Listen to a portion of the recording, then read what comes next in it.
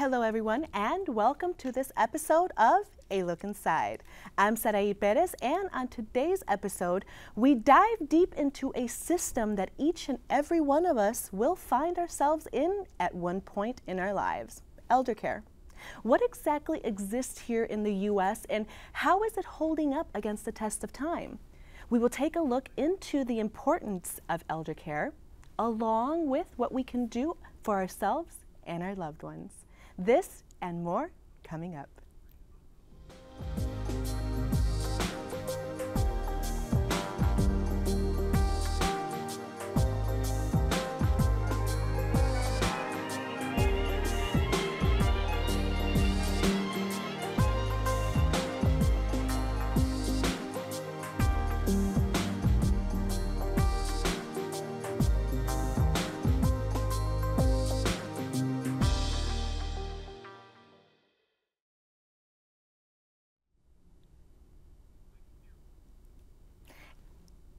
Aging is a natural process and something we will all have to come to terms with, whether it be experiences with family or friends. It's something that simply cannot be avoided. A report released by the Institute of Medicine of the National Academy states that the number of adults who will go into the U.S. eldercare system will double between the years 2005 and 2023. So just what kind of eldercare do we have here in the U.S.? Well, we'll show you what kind of systems we currently have and take a closer look into how we can start and what to expect. Joining us today is Carrie Bartlett, Vice President of Client Relations at Lutheran Home in Harwood Place. Thanks for joining us today, Carrie. It's my pleasure. So, can you tell us what is your current role at Harwood Place? So at Lutheran Home in Harwood Place, I'm their Vice President of Client Relations. What that really means is I have a few departments. I have marketing, I have PR, I have web, and then I also have some more operational items. I am in charge of admissions at the Lutheran Home, and then housekeeping and the sewing room and our laundry services. So some operational and some other fun things as well. Awesome. So where did you start your career? I actually started in insurance here in Milwaukee, and then about 15 years ago I switched over to the nonprofit industry, and I worked for another nonprofit and I worked on their healthcare market, and that just kind of was a natural transition. And then about 4 years ago I got this job at the Lutheran Home in Harwood Place, and I've never looked back. That's awesome. How long have you been at Harwood Place? So 4 years. 4 years, yeah. 4 years, and I'm assuming everything's going well and you love it. Everything's fantastic. It's a great organization with a fantastic mission, a real vision into the future of senior care, and yeah, I couldn't be happier and couldn't imagine myself anywhere else. That's really good to hear. So what do you say keeps your patients happy? You know, I think everybody's different. That's the biggest thing with healthcare right now is patient-centered care. So everything's different. At Harwood Place, we have our independent living and our assisted living. So those are, the independent living is where folks go and they live in an apartment, they live independently. They can bring services into their apartment if they need extra assistance.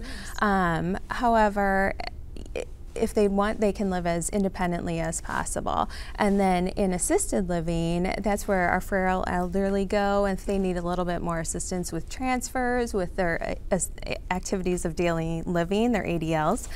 So that's when someone would move into assisted living. And then over at Lutheran Home, we have skilled nursing, a short-term rehab for folks who just got out of the hospital, memory care assisted living, adult day services, early memory loss, and then we also have child care on site. Oh, that's awesome. I would have never associated child care with the elder living, facility. Yeah, it's great. We have this great intergenerational programming at our organization, and it really, the children bring a lot of life into the organization. Yes.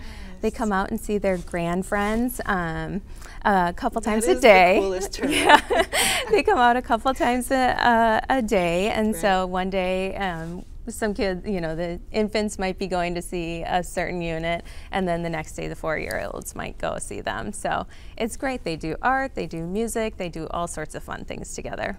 That is awesome. I love to hear that there's, you know, different, that they're interacting. That way, you know, they stay young at heart, and then they can see, you know, the children also can interact with their elders and get to know that kind of living. But as health changes with time, what sort of systems and programs have you seen work to ensure residents' needs are met?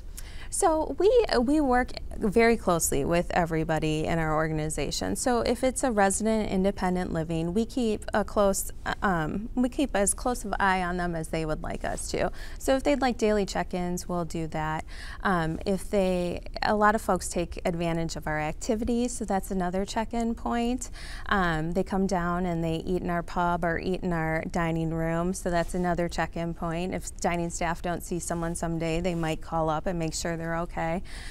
We also have a health center, so if Jessie, our wonderful wellness coordinator, doesn't see someone at chair aerobics that morning, she'll definitely make note and probably check in on those folks as well. So in independent living, there are check-in points. So there's always someone looking out for you. You have neighbors. You have 200 neighbors close by checking on you.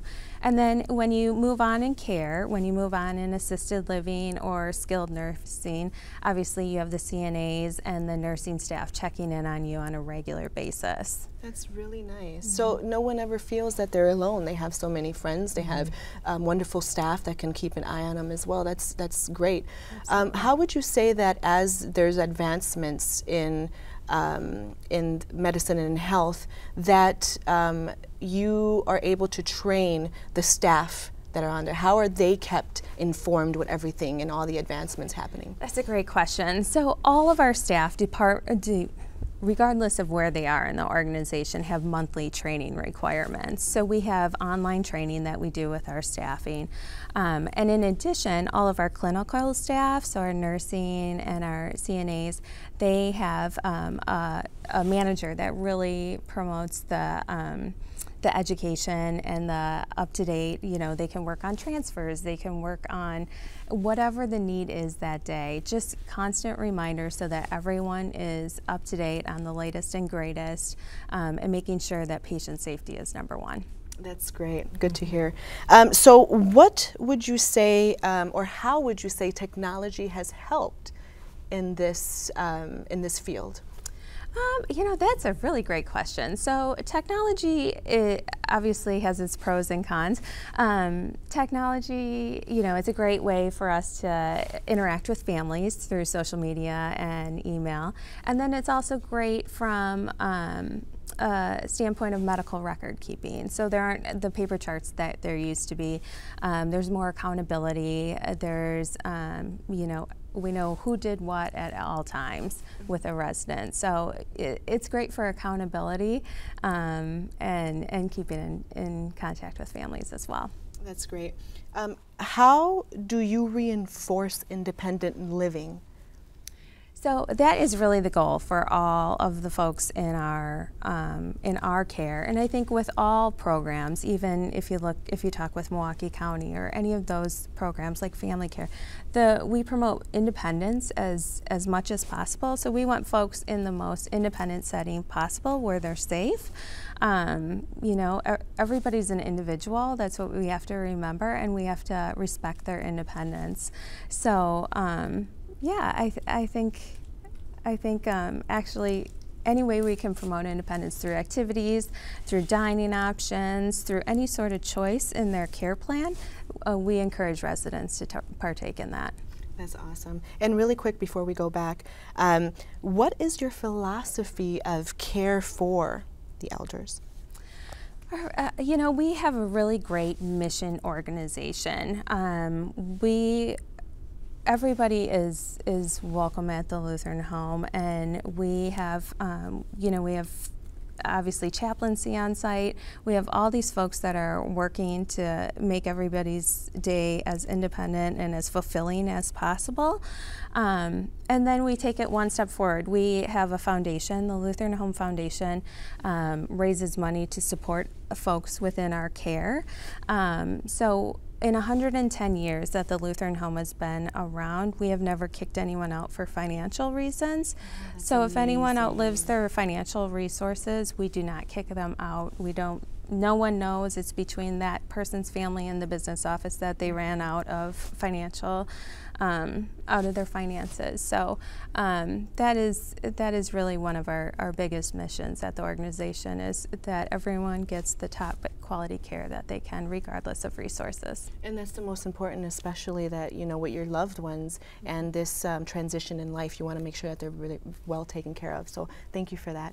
And up next, we sit down with Dr. Michael Malone, head of geriatrics over at Aurora Sinai, who gives us an insight on how eldercare system, or what eldercare system is, and how it works. So Dr. Malone has been in the field for more than 25 years and has seen the evolution of geriatrics throughout. His career and work has influenced many programs to ensure the health of elder patients is top quality.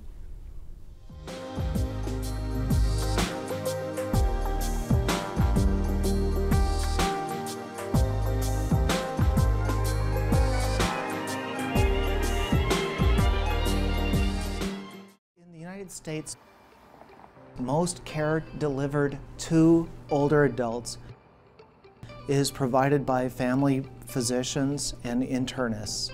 So most of that care is in the concept of primary or basic good communication and systems that go from one to the other setting. That's important. Lastly, another key point to highlight is that care delivered to older persons in America is delivered by subspecialists and specialists. So cardiologists, various neurologists, specialty doctors in medicine and surgical specialties, which again often is directed to, let's say, a single area of illness. Over the years, the focus has been now moving towards the care of folks who have chronic illnesses, and in each of those settings, you know, our workforce has to be well trained and our care has to be safe and optimal. So in short, it's complex. Older adults receive care in lots of settings by lots of different providers, and all of that has to be well coordinated and safe. Over the decades, we've realized the responsibility to be able to try to help those who are extra vulnerable or more vulnerable. So to really select out those who are at extra risk so that we provide appropriate services for those folks to address their needs. We've realized that if we just function alone as medical providers, that we'll only reach this much of the needs of an individual. But when we partner with community services like Department on Aging, the Southeastern Wisconsin Alzheimer's Association, programs like the Aurora at Home, home care agencies and such, that we can better address the needs of patients and the needs of individuals well beyond the medical needs. So it turns out everything's kind of intertwined, and in short, what we've learned over the last several decades is to really think carefully about not just the medicine or the medical aspect, but try to figure out how to be able to leverage programs and resources in the community to help the whole person.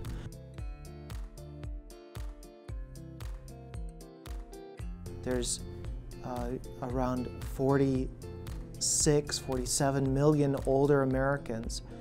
We have fewer and fewer geriatricians or geriatrics experts to be able to deliver care for those older adults, particularly the vulnerable older adults. So that's the dilemma. There's a paradox of the greater need, but fewer folks who are being trained to meet this need. So how do we manage that? We make sure that we recruit the best folks who really have it here and here. The next thing we need to do to prepare for this wave of older adults in America is to train the workforce. So I think we need to make sure that the emergency room, nurses, doctors, social workers, the doctors who are in the nursing homes, all the nurse practitioners, physician assistants, internists and family medicine doctors are really well trained and prepared so that they're ready to go, that they understand that treating somebody at age 90, that it's a little bit of a different approach than treating someone who's age 30. In regards to volunteering in helping others, there's a program called Hospital Elder Life Program, both here at Aurora Sinai and a number of other rural sites now, visiting older adults, walking with them during their hospital care, doing simple range of motion exercises and those such things. That program has been vibrant and helping older adults to retain their function during their acute illness and to lessen the chance of developing confusion during their hospital stay. Lots of strategies and programs to engage volunteers in helping older adults during their hospitalization. Many of them have been developed and implemented nicely within our Aurora systems.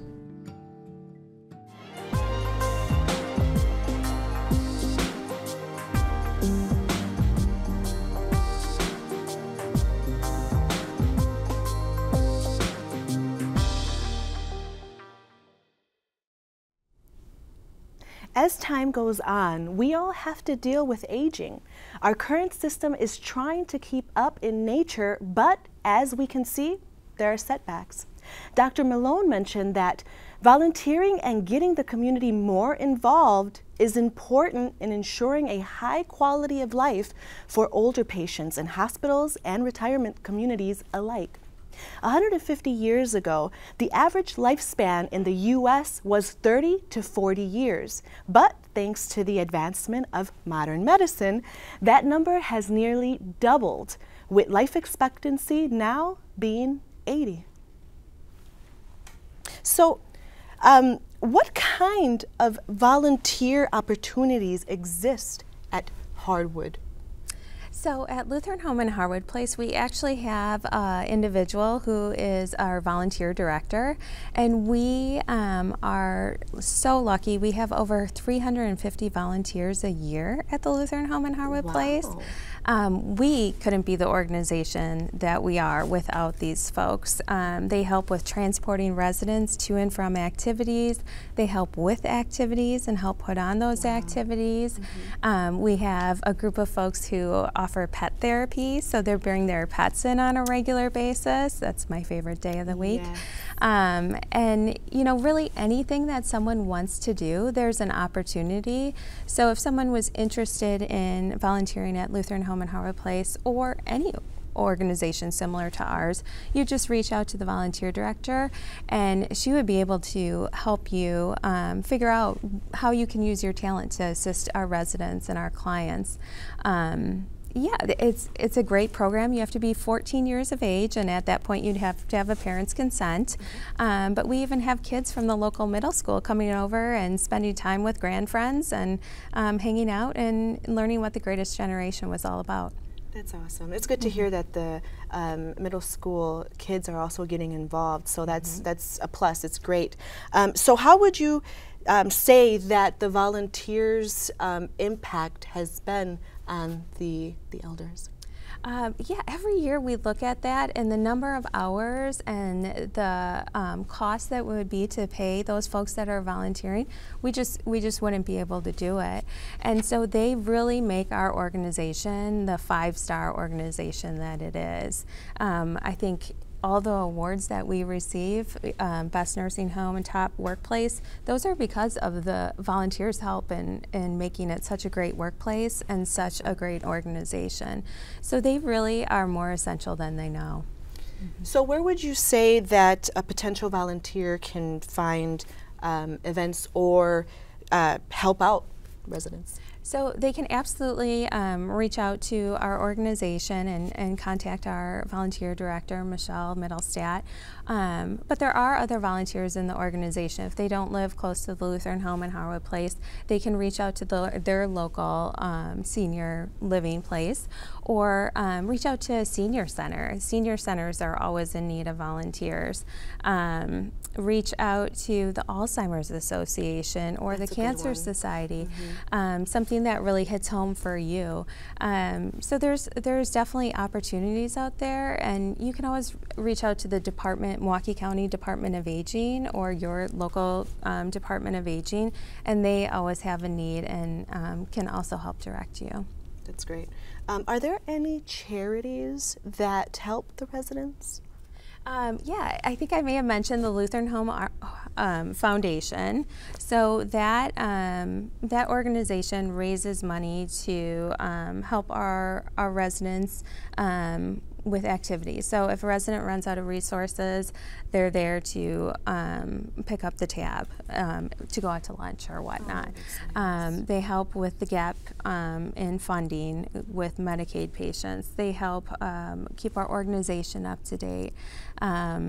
So really, there's so many opportunities out there for folks, both financially and with their time, to volunteer.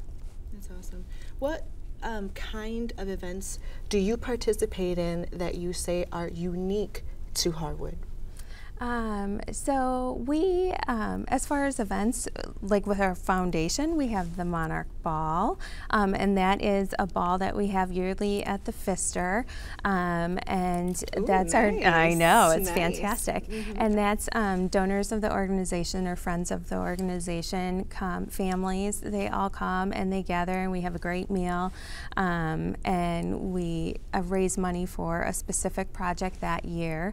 In 2017, it was our sewing room. So our sewing room is a place where folks can come and they can get free clothing for their family member.